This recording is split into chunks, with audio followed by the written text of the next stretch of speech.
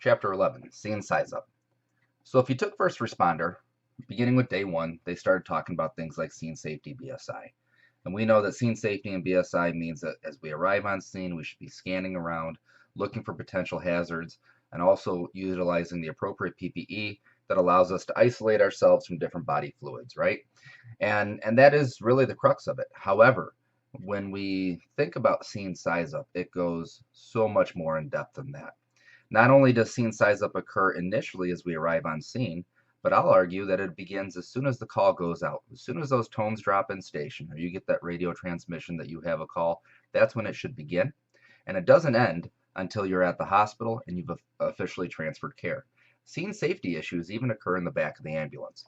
And we'll go through and talk about some of those examples in this chapter.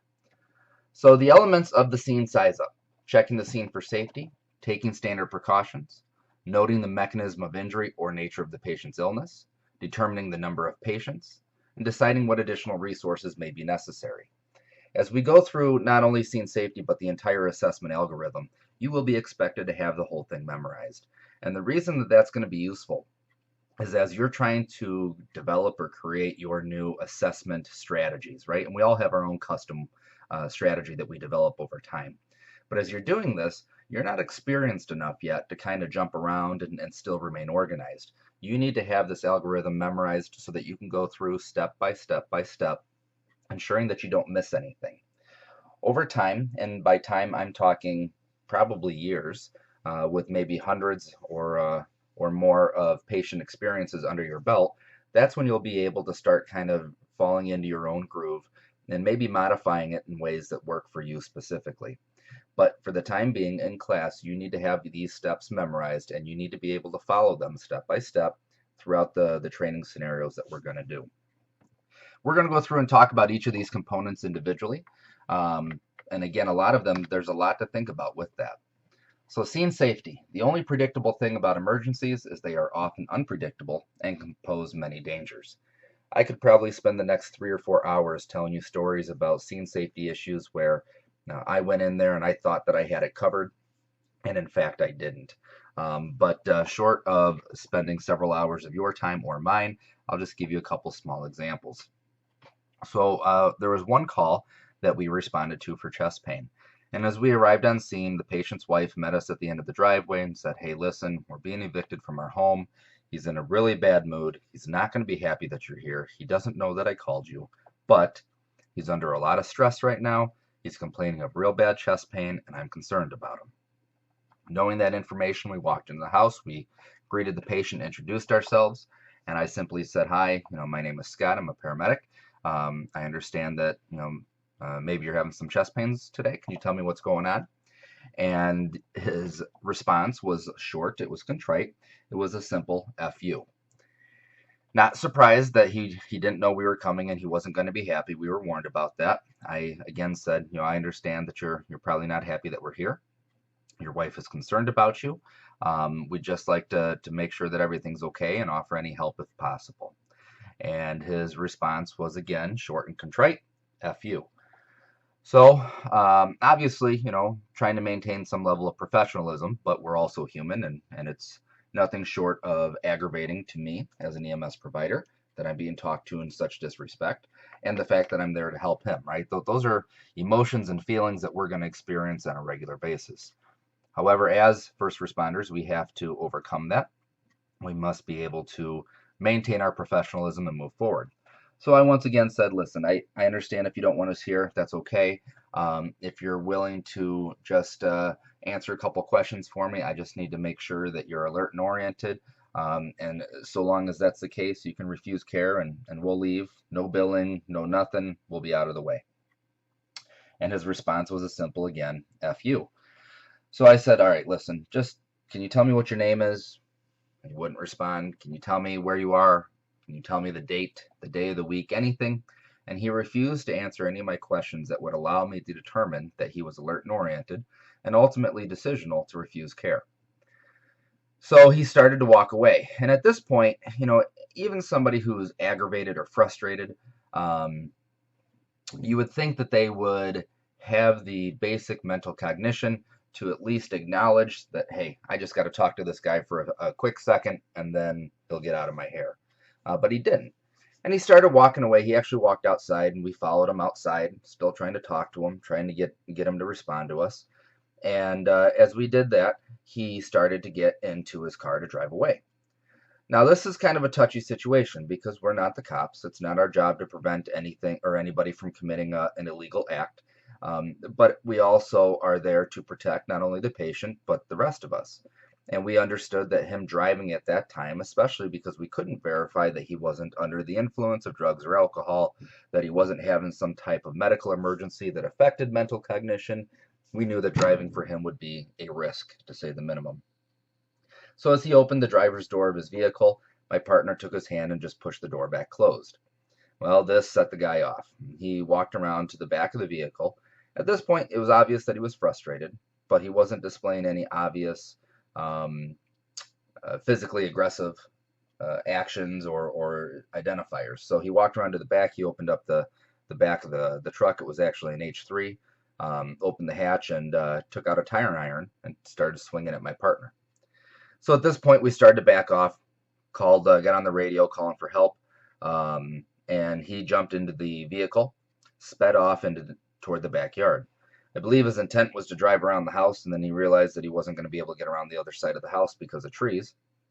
So he came back around and charged at us with the vehicle. We had to jump behind a large oak tree in order to kind of shield ourselves, and he took off, peeled down the driveway out in the street, and there he went. So later on, the cops obviously found him, arrested him, and charged him with attempted battery. But the key thing here is we were called, we were requested the scene, we were attempting to perform a basic assessment, and things just kind of spiraled out of control relatively quickly there. So when we arrived on scene, we knew that there was some underlying hazards. By the time we left the scene, we knew that it was downright a dangerous situation. And the cops, unfortunately, we were out in the county. There weren't any county deputies anywhere near. And one of the false senses of security that we typically have, especially in the classroom, is that when we call for help, we're going to get it. And that's certainly not the case. You may arrive on scene with a 2-person ambulance, run into a critical call, and think, okay, well, I'm just simply going to call for an engine to assist me, and I'll have additional manpower. Well, what happens when that's not available? Or, well, if the scene is unsafe, I'll call the cops and I'll stage for police.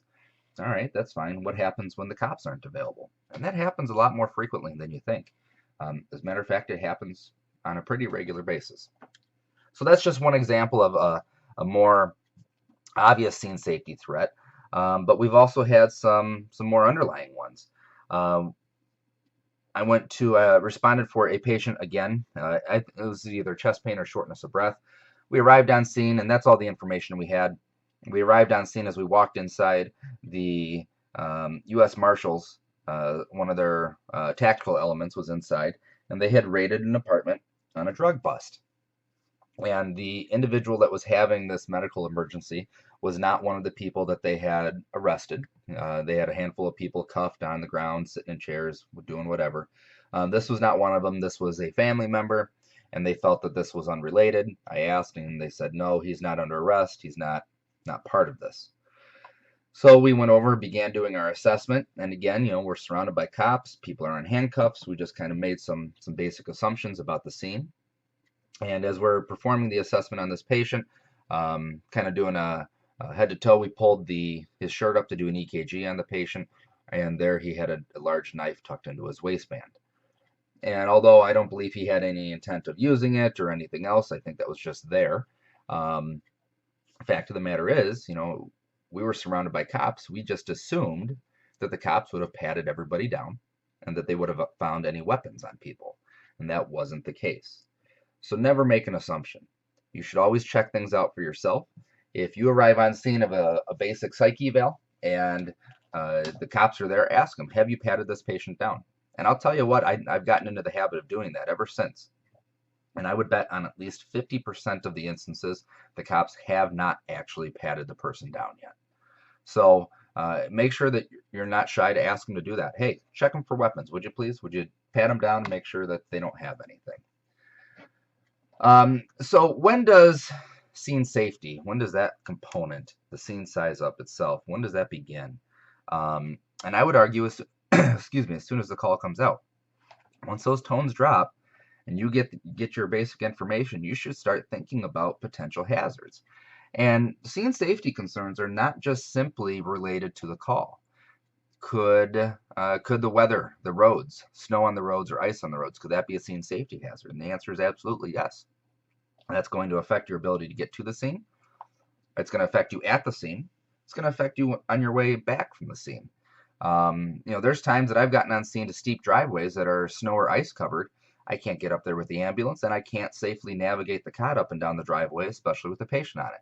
I need additional resources just simply to get to or from the house itself. Those are scene safety concerns. It's not always going to be scenes of violence. Consider environmental issues, right? We responded to a bicyclist versus car out on a country road one time. We responded. Bicyclist was down laying in the tall grass in the ditch, and typically we would have taken quite a bit of time to really immobilize and get the patient on the backboard and everything else. And in this situation, we got out, and I'll tell you what, those mosquitoes were horrendous. It was the worst experience of mosquitoes I've ever had in my life. Getting bit several times a second. Bodies were literally covered in mosquitoes. And this is an issue not just for us as responders, but also for the patient. I gave a cop a pillow, and his job was literally to stand behind me and to continue to swat my back with that pillow to try to keep as many mosquitoes off as possible. And I would argue that any time that the emergency responders are that distracted by an environmental issue, that amounts to a scene safety concern. Am I distracted by outside things that are affecting my patient care? And it would be naive of me to sit here and say you have to ignore distractions. You can never be distracted. That's not the case at all. We're human. And things like that, if we're getting attacked by mosquitoes, no amount of concentration or focus on patient care is going to allow us to simply ignore the fact that we're being swarmed by mosquitoes at the time. So even small, subtle environmental things like that can all play into this. These are all things we have to think about. In addition to that, there's some other more obvious things on the screen here. Observe traffic flow.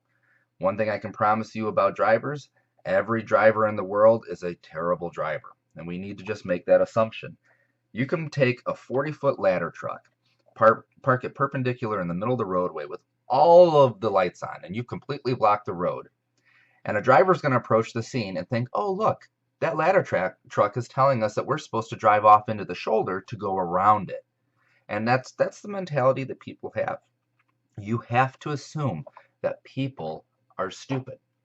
And as long as you make that assumption and you try to be preventative to what type of stupid actions they're going to take, you may hopefully keep yourself safe. So within sight of the scene, we should be looking at indications or clues as to what could be going on, right? Here it's talking about hazardous materials. What are some other things? Do we see smoke, indications of fire, especially if we are responding to something like a car accident?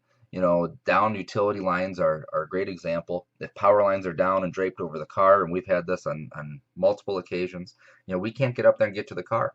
There's a good chance that vehicle is energized, and we cannot make the assumption that the power is ever off. We have to call ComEd, and we have to wait for ComEd to show up and verify that the lines are in fact powered down. And in those circumstances, when we talk about additional resources, we've talked a little bit about calling in maybe a fire crew for additional manpower. We've talked about calling the police. Utility companies are a resource, though. Public works are a resource if we need to shut down the roadway or if the roads are icy to get salt trucks out there. There's a multitude of resources. Any tool that you may potentially need to do your job would be considered a resource.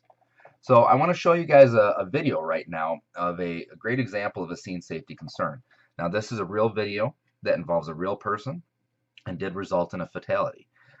So I want you to make sure that you take this as a great learning experience and allow the unfortunate circumstances to at least pay themselves forward in a positive outcome by teaching you guys something and making sure that none of us repeat the same mistake.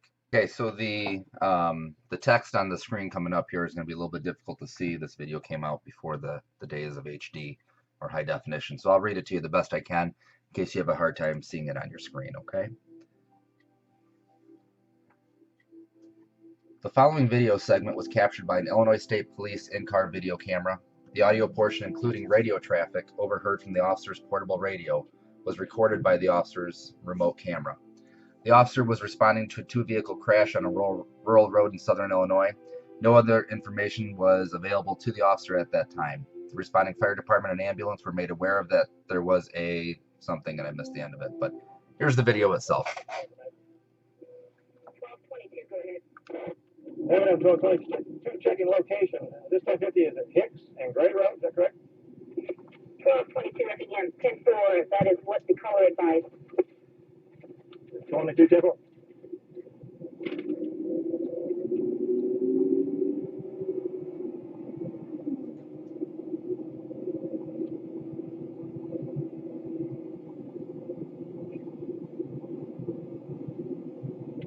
Evidence 1222. 1222, go ahead. And 1222, I'll be 1023, this 1050. Looks like we might possibly have fire. I guess the smoke. Appears we got one victim down the road, possibly one in the car. I'll be needing some assistance. What's the ETA on fire and ambulance? 1222 again, 10-4, 10 Monday Alma Fire Department advised ETA, 5 minutes, ambulance 5 to 7 minutes. 2210-4, advise ambulance and EMS to expedite. I'll be out of the car checking victims. 1222 10-4. All right, so we see what we think to be smoke, right? Could be simply a burst radiator, but pay attention to what you see right here in the video. Looks like it's an overturned tank car of some sort.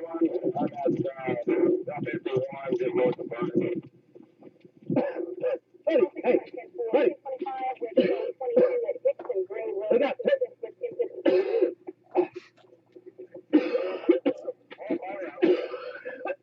So this is anhydrous ammonia that is spilling out of a tow-behind tank car. It says the rise and fall of the officer's chest as he is attempting to breathe is causing the microphone to cut in and out. That's what you're beginning to hear right now.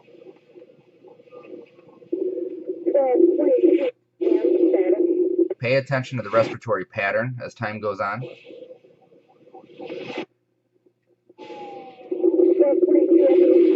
So you can tell that there's an oxygen deficiency in his body, and the body is trying to compensate for that by increasing the respiratory rate.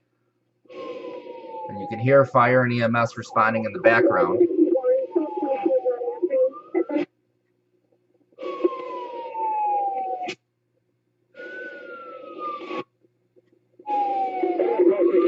What we need to understand is when we identify a potentially hazardous situation, we need to take a step back and really think about it. We can't rush into the scene, okay?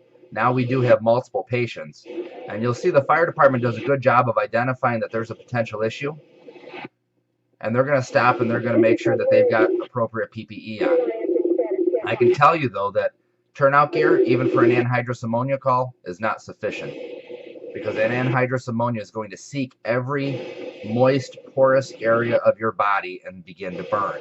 So while their respiratory tract is protected by their SCBA mask, their armpits, their groins, their neck, everywhere else that has any level of moisture on them is going to feel the burn in this situation here.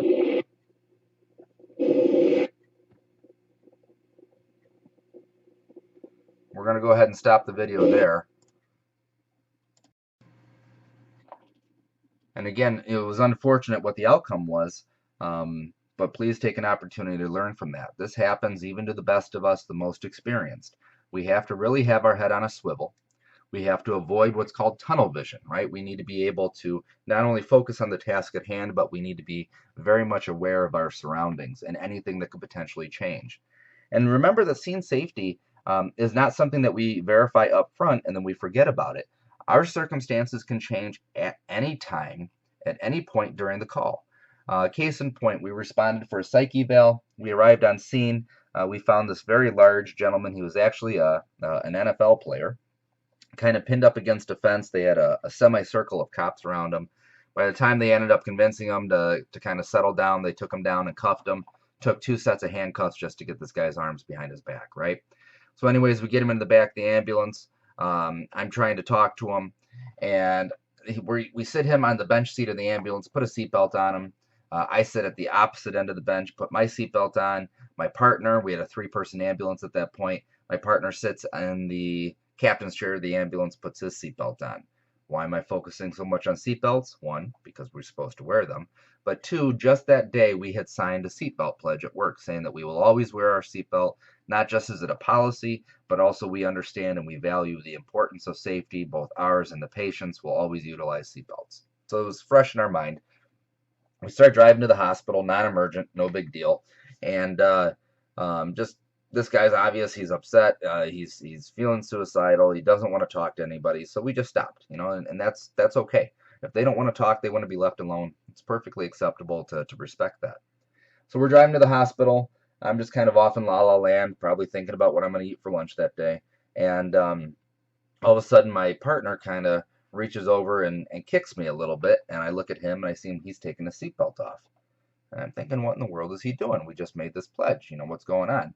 So nonetheless, I turned and I look at the patient now. And the patient's sitting, like I said, just same bench seat as me, just a couple of feet away. And he had rotated himself and he was getting ready to kick me. I threw my seatbelt off and kind of stepped out of the way right as he was getting ready to deliver that kick. And it just goes to show that even though the patient was cooperative, or I should say generally cooperative a few minutes ago, now the situation had changed. And we've seen that. I've seen flip of a switch with people left and right. And we always have to be watching them. We have to maintain that situational awareness, okay?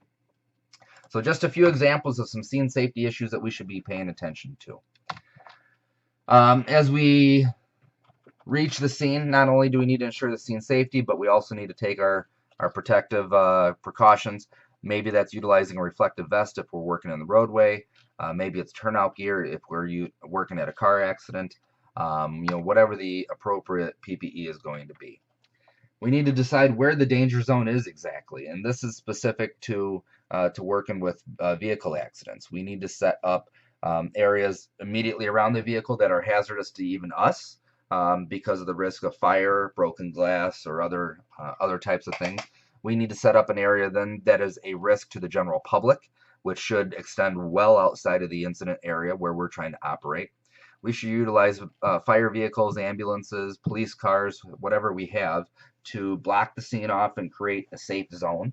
And that's a diagram that I'll kind of draw out in class, but we use our vehicles and we park them at an angle so that if a vehicle comes into the scene out of control or doesn't see us for whatever reason, it's going to hit the side of one of our vehicles and deflect away from the area in which we're operating. And that's something that we'll talk about more in class. There's some recommendations here, such as if a vehicle's on fire, at least 100 feet in all directions. When wires are down, you should be at least 2 poles away.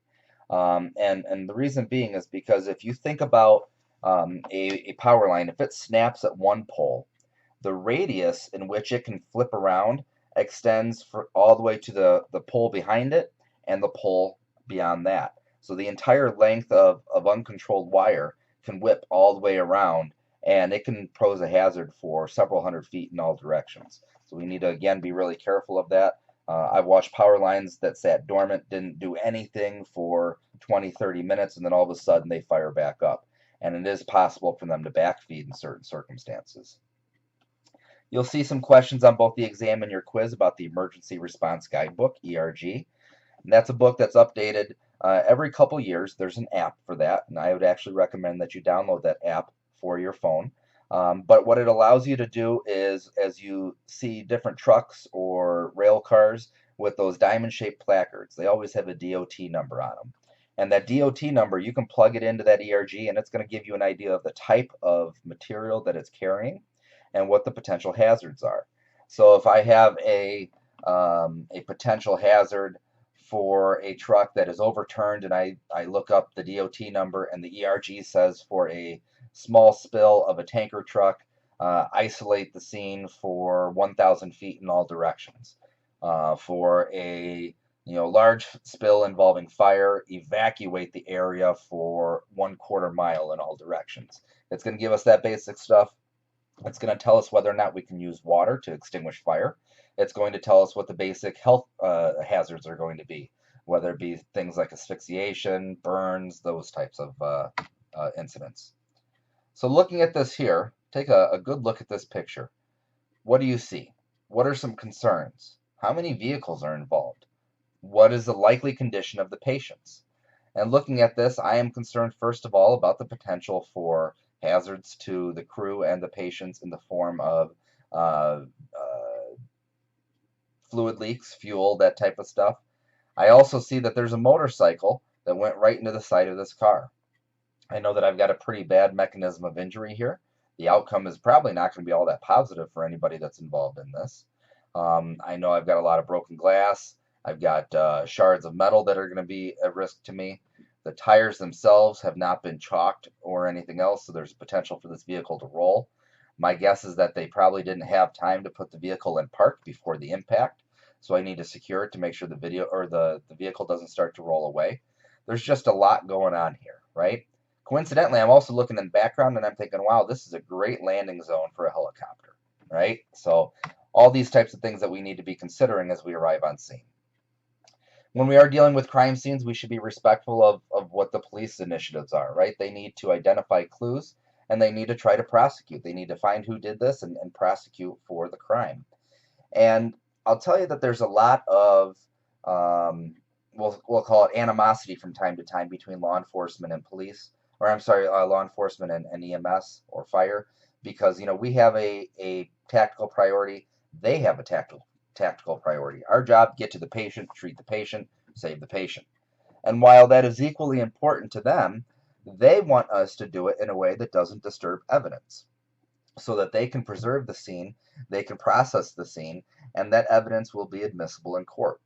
There is nothing that I can think of that I would feel worse about than if I was treating a patient that was the victim of a sexual assault. And because I was so focused on patient care, I was reckless in the way I handled the scene. And because of that, somehow or another, I contaminate evidence, or I ruin evidence that would have otherwise been used to convict the offender. We need to be respectful and aware of the crime scene itself. And remember that that crime scene is not just a physical location, but it could also be a person as well. The body, clothing, all of those things could be part of a crime scene. So we have to be very, very careful. If we walk into an area of violence, look for shell casings from a gun. If those shell casings are on the ground, we can't kick them, we can't move them. The location of those shell casings is really important when processing the evidence in that scene. If we see a bunch of pills that are overturned and spilled out all over the place, that's relevant to us. We need to know what the medications are and whether this was a purposeful overdose, but it's also relevant to the scene. So, can I pick up the bottle carefully, look at the label, write down the medication, and then put it back exactly where I found it? Yes, I can. And when dealing with the cops, we may need to say, listen, I had to look at the medication bottles. I picked them up, but I put them back exactly where they were. We need to be taking a mental note of that. And they'll probably put in their report that the medication bottles were moved temporarily or looked at by fire EMS and placed back. And you may have to go on record saying that you put it back exactly how you found it, or describe the way in which you did find it. So standard precautions then, or BSI, is what you've heard a lot: body substance isolation. Body substance isolation, BSI, that's the action of protecting yourself. You're going to utilize PPE, or personal protective equipment, to do so. So examples of BSI would be, protecting yourself from exposure to vomit, urine, blood, whatever the case may be. The way you're going to do that is by utilizing PPE, such as gloves, glasses, face shield, booties, gown, whatever else may be available to you. So we want to look at the nature of the call now. And as we are going to the scene and as we arrive at the scene, we should be looking for clues ourselves as to what's going on, what caused this, right? What's the underlying circumstance here? And we know that there may be some more obvious things, right? If we arrive on scene to a car accident, we know the cause of injury is probably the car accident. But when it comes down to looking at mechanism of injury, I should be thinking, okay, what speed did these vehicles impact at? If the speed limit is 55 miles per hour and it was a head-on collision between two vehicles going opposing directions, I can reasonably assume that the people were probably traveling at least the speed limit. And if each of them were traveling 55 miles per hour, that means it was a 110 mile per hour impact. That's pretty significant, isn't it? Even on a small residential road where the speed limit is 30 miles per hour. In a head-on collision, that means I have a 60 mile per hour impact. That is huge. So looking at those types of things, where was the vehicle impacted? What did the vehicle do? Did it roll? Did it hit a utility pole? Was it T-boned? Was it on the passenger side or the driver's side? How much intrusion is into the vehicle? Did the airbags deploy? What types of damage is there to the windshield? Are there indications that people were ejected or partially ejected? So many things to evaluate on a car accident alone. Considering something like a fall, right? If somebody falls off of a roof, okay, how high is the fall? That plays into the mechanism. What did they fall onto? Did they fall into a bush or a nice cushy area of grass? Or did they fall onto the concrete? Um, but beyond that, what was the predisposition to the call? What or the fall itself? What made them fall? Did they have a heart attack or did they slip? So many things that should be running through our mind that's going to impact our patient care. Because as we identify the mechanism of injury, we should be able to think now, okay, based on this mechanism, what are some things that would be going on with the patient? What types of injuries would be present now? And I'm starting to think about internal injuries. If it's a fall off of a roof, a one-story roof, and we estimate that fall to be 10 feet, how did they land? If they landed straight up and down on their feet, I'm thinking about compression injuries to the spine. Even though, yeah, the area of impact would be the feet, and they may be complaining of a lot of pain to their legs or ankles, right, because of a couple breaks or something like that. I'm also thinking about how the energy itself was transferred all the way up the body through the spine. I could be dealing with compression fractures and have some type of neurologic issues as well. So these are all things that we should be considering and evaluating. Um, we're going to talk a lot about physics in the classroom itself, but I want you to start thinking about things like the laws of inertia and everything else, because those are really going to play a lot into our assessment of mechanism of injury and our prediction of injuries. So looking at this vehicle here, what's the mechanism? What happened? Well, I can look at this and say, okay, based on the amount of damage to the top of the vehicle, this vehicle probably rolled over. Looking at the windshield here, I mean, look at this hole. What causes a hole like this? And I'll tell you what it is. It's somebody from the passenger seat being ejected out through that windshield. Okay, so I'm thinking that there's probably an ejection involved with this. And there's times, we responded to a car accident one time. The vehicle was probably 1,000 feet off the roadway, and it had rolled multiple times. The cops had actually clocked this kid driving over 100 miles per hour through the center of Woodstock down Route 47 there. And by the time they caught up to him, he had already crashed. He was 1,000 feet off the road in a cornfield. Now, as you can imagine, we get out to this guy. The vehicle went off the road into a culvert, went airborne, flipped, rolled, bounced, spun, did everything you can possibly imagine. We got there. We found the driver unresponsive in the front seat, in the driver's seat, and then we found a purse on the floor in the passenger seat. So, assuming that the purse didn't belong to the driver, we start thinking, okay, was there another passenger? Every window is broken out, the windshield is shattered. This car took one heck of a beating. So at any point over that 1,000 feet that the car spun, flipped, rolled, and everything else, that patient could have been ejected. And based on the speed at which that car was traveling, that patient could have been thrown easily 100 feet or more in any direction. So now we have a theoretical area about 250 to 300 feet wide by 1,000 feet long that we have to search to make sure that we don't have another victim. Okay, so not just for identifying injuries to the patients themselves, but now we also need to identify, could there have been another victim somewhere else? Coincidentally, his girlfriend forgot her purse in his car. Nobody else was in the vehicle, so that worked out well. And I don't know what the outcome was for the driver, unfortunately. So lots of things to think about, again, with the mechanism of injury. Make sure that you're reading through your book on these. Gives you lots of great examples, lots of good pictures, things that we need to think about, looking at the airbags and windshield. This picture here shows what we call a spider web of the windshield itself, a lot of times caused by a head, right? Somebody's head coming up and hitting the windshield like that. we'll typically look for pieces of hair or blood that would be attached to that to suggest to us that it was somebody's head. But we also know that with the airbags these days, this doesn't happen very often. Even if somebody's not wearing a seatbelt, the chances of them coming in contact with glass are pretty slim, because now it's the Michelin Man, right, that kind of involves us with any accident. You've got airbags in front of you, behind you, to the side, above you, and everywhere else. So we're relatively well protected. Some other things are, again, the types of impacts is the rear end, T-bone, rollover, front, side impact, um, two vehicles head on. Look at this here. I mean, the front, or the rear tires rather, are all the way up against what we call the B post. It's that center post. This was a huge rear end accident. Notice though that the front seat compartment is relatively undamaged, so there's a good chance that other than some nasty whiplash, the front seat passengers probably were not harmed too bad. If anybody was in the back seat, it's going to be a bad day. It's going to be a tough entanglement. You'll see here a side impact. There's a lot of intrusion into the passenger compartment. In your protocol books, you're going to see that there are criteria for transporting a patient to a level 1 trauma center. And what we're looking for with that criteria is whether or not there's enough intrusion into the vehicle to warrant the potential injuries or internal injuries that may not be obvious to us on the physical assessment. You'll see there's a lot of intrusion here that's into the driver's compartment there. There is a guarantee that somebody was hit by this. This patient would be worthy of a level 1 transport, regardless of their complaints or actual physical condition. Believe it or not, on rollovers, we actually sign off more rollovers than we probably transport.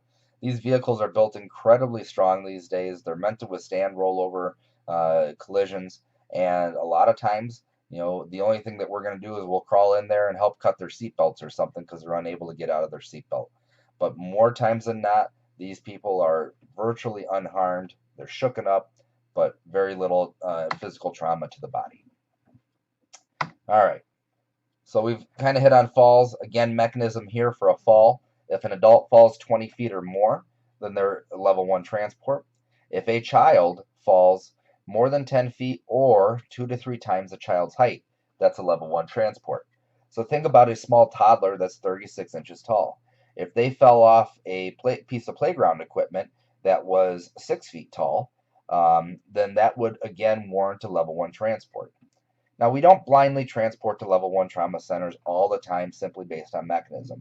We do have to perform an assessment, and if we can realistically and safely rule out the likelihood of severe trauma, we could probably save them a helicopter ride. Looking at this guy here, and let's really look at the scene a lot. Did he fall? Where did he fall from? What caused him to fall? What did he land on? How high did he fall? These are all things that we should be evaluating. Now, looking at this, it's easy to assume, okay, he probably was working up here somewhere and he fell off and fell down. But I'm looking at this. Look at the distance away from the building he is. If this guy fell, he would have fallen right next to the building. It looks like he probably just collapsed here and he didn't actually fall. So, okay, what else could be a mechanism of injury? I see boards here. Was somebody swinging a board around? Was there a forklift or a crane that was in operation and he got hit by a piece of construction material knocking him down? Or maybe this is simply a heart attack that he had and that's just where he collapsed and there's no physical trauma at all. The tough thing is going to be, if this is unwitnessed, nobody can tell you what happened for sure, you're going to have to play detective. You're going to have to do a great head-to-toe assessment. You're going to have to look at all of the scene clues and try to figure it out. And especially as a BLS provider, you may be on an ambulance where you can acquire an EKG and transmit it, but you're likely not going to know if this is a heart attack. You're likely not going to be able to really determine one way or another exactly what happened. What we also know is that a lot of times trauma leads up to, medical emergencies lead to a stroke. So let's just say that this guy was in close proximity to the building, and his coworkers say that he was working on the second floor here framing up a wall. And the next thing they know, they turn around and he was on the ground. Okay. Did he simply slip and fall? Or did he have a stroke that caused him to fall? Is this an underlying stroke that caused a trauma? And we have to be able to treat both. And in those circumstances now, what is your protocol on stroke versus trauma transport? Where should you go? Even though that this is a trauma, the protocols are likely going to tell you that you should transport to your nearest stroke center. So it could be a level 1 trauma criteria, but based on the potential for a stroke, you're going to go to your local hospital, even if it's not level 1. So there's a lot to consider here, and we have to really be good at doing a comprehensive assessment of the scene, considering all the options. We want to avoid that tunnel vision, and tunnel vision is where we just simply focus in on one particular thing. Okay, so we've got a couple things here on falls that we've kind of gone over already, right? The height from which they fell, what they fell onto, and other indications as to what type of underlying trauma could exist. Penetrating trauma. What penetrated, right? Was it a knife? Was it a bullet? Was it a stick? A fence post? If it was a bullet, what type of round was it? Was it a rifle round? Was it a pistol round? What caliber? Is it a 40, a 45? Is it a 9mm? Lots of things to consider there. Not to necessarily say that one is going to be significantly worse than another. If you get shot, you get shot. That's a real bad day. But we do know that there are certain types of rounds that are designed to do more damage. We may not always be able to get the information, but if we're able to, that's good. If there's shell casings on the ground, we can look at a shell casing and determine if it's a 9mm, 40 cal, 45, etc. But considering the crime scene evidence preservation that we talked about a few minutes ago, we'd probably want to reach out to one of the cops and say, hey, can you tell me, look at that casing and tell me what caliber of a round this was. If it was a knife, is it a butcher knife? Is it a long knife? Is it a serrated knife? What is it, jagged? Is it smooth? What can we figure out about the knife? Is the knife still in the patient? That's really important to know, because we're looking at the knife and potentially how large the knife is. If we go to a knife block in a kitchen, this was a domestic dispute, and the only missing knife is the large butcher knife that we estimate to be 8 inches long, then that's probably a good indication that's the knife that's in the patient. What organs are going to be involved, considering an 8-inch depth? Was it a single stab wound or multiple? What's the angle at which it went in? All things to look at and try to guess at to the best of your ability. Blunt force trauma, what hit them? What was the density of what hit them? How fast was it traveling? So let's think about a baseball bat for a second and think about weight and density. If I hit you as hard as I can with a wiffle ball bat, all that's probably going to do is piss you off and not cause a whole lot of damage, right? Maybe some bruising or something like that. But I think even a full swing with the wiffle ball bat, I don't know that that would be enough to break a bone. Now, if I take a normal wooden bat and I'd give you a full-size swing on that, yeah, that's going to break bones. That's going to cause internal bleeding. It's going to certainly cause bruising and hematomas. There's a lot that's going to result from that. What's the difference between a wiffle ball bat and a wood bat? It's going to be the overall weight and density. The more dense an object and the faster speed at which it's traveling, the more damage it's going to do. Okay. Let's see, nature of the illness then. So what we were just talking about, that was all mechanism of injury. Now we're rolling a little bit in nature of the illness. Really the same thing. We're still trying to guess as to what the underlying causes of something may be. Mechanism of injury is going to be more physical in nature, whereas nature of the illness is going to be underlying conditions that cause the medical emergency itself. So this could be identifying something like carbon monoxide. It could be identifying decompression sickness from a diver, or maybe it's simply asking about circumstances leading up to an issue and determining that it's environmental. The patient was outside working in the garden. It's a 100-degree day with a 110-degree heat index, those types of things. So again, looking at everything, the underlying stuff here. Here we've got a gentleman sitting on the side of the road. Looks like he was riding a bike. I don't see any damage to the bike. I don't see any clues that this was a trauma. There's no blood or anything else. So could there be a nature of the illness? Maybe this is a diabetic emergency. Maybe it's hot outside. I see palm trees there in the background. It's probably a warm environment. Cluing ourselves into all the things that could be underlying nonetheless. And how do we get that information? We can ask the patient. Our patient is always our best source of information. And I'm going to say that again. Our patient is always our best source of information. Okay? In the absence of getting information from the patient, we can get it from family or bystanders. We can ask healthcare professionals if we're at a nursing home or something. We can look at the scene for information. We can identify or find a wallet or a purse or something like that that may have information. Check the glove box of a vehicle if need be. Lots of ways that we can clue things in. Now I'm rolling into number of patients and the need for additional resources. Look at this picture. Think to yourself, you're the first one on scene. What in the world would you do? How would you size this up over the radio? What would you even say? And I can't, I don't even know. I would look at this and say, hey, dispatch, ambulance 1 is on scene. I've got a multi-vehicle accident, including 2 school buses and a semi-trailer. And you know what? Looking really close, there's actually another vehicle right in there.